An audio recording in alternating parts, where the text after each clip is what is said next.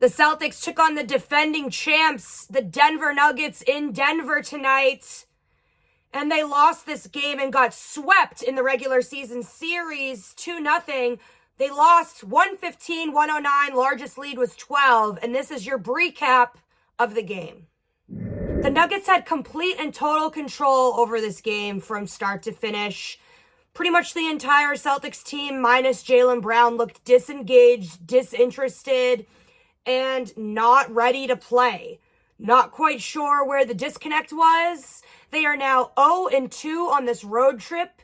This is now the first time since November 6th through 8th that they have lost back-to-back games this season. The only good news is they fall from the 1 seed to the 1 seed. They have a significant lead in the Eastern Conference standings. And the overall NBA, they're still number 1, but Nuggets just showed you why they are the defending champions. It was a relatively close game, but it did not feel like it. It felt like the Celtics were getting blown out by 20. They were not capitalizing on all of the misses by the Nuggets. What also didn't help were all the missed motherfucking free throws that the Celtics had. As a team, they were 16 of 25. Shooting 60%. The Nuggets shot 21 of 22 from the free throw line. Also, the missed threes didn't help. The Celtics were 11 of 38 from 3, and the Nuggets only had 4 made threes out of 21 attempts. Turnovers were also a huge issue for the Celtics. They overall had 12, while the Nuggets had 9. Only good thing I saw in this game was Joe learned how to call a timeout at the end of the game. He realized that timeouts don't carry over into your next game. And he learned how to advance the ball in late game play. Too little, too late. Didn't fucking matter. Also, Tony Brothers needs to just retire. He called a technical foul on Jaylen Brown because he clapped.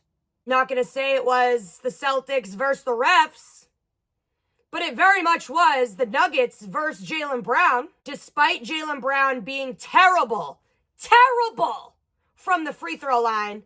Literally, it's him versus free throws. They are each other's arch nemesis. Horrible, horrendous.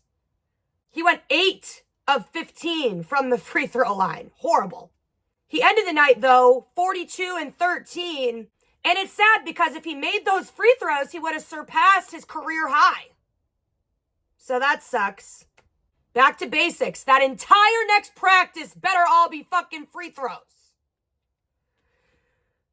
KP, his technical foul buddy, and his Brosingus bro, ended the night with 24 and 12. Jason Tatum had a very off game, but guess what? Even the best of them have off nights, so I'm not going to bury Jason Tatum for having an off night. He ended the night with 14. Drew Holiday, he gave me life at the end of the game with those back-to-back threes to put us within 3 points, almost making it a game at the end there. It was just, I did not see that coming. He just rose from the ashes and gave me life and hope.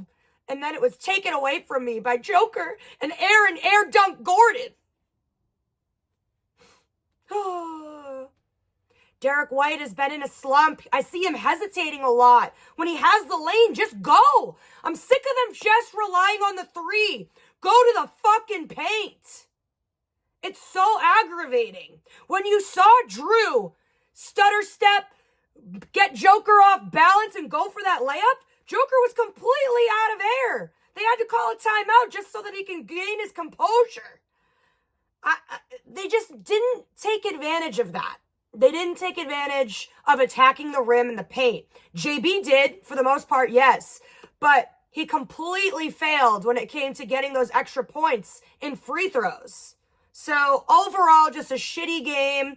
Embarrassing on national television. Again, back-to-back games nationally televised where the Celtics, in some way or another, either can't maintain a strong lead and finish and close a game, or they can't be resilient and battle back from being down 3 quarters against the Nuggets and win when you're only within 1 possession at the end there.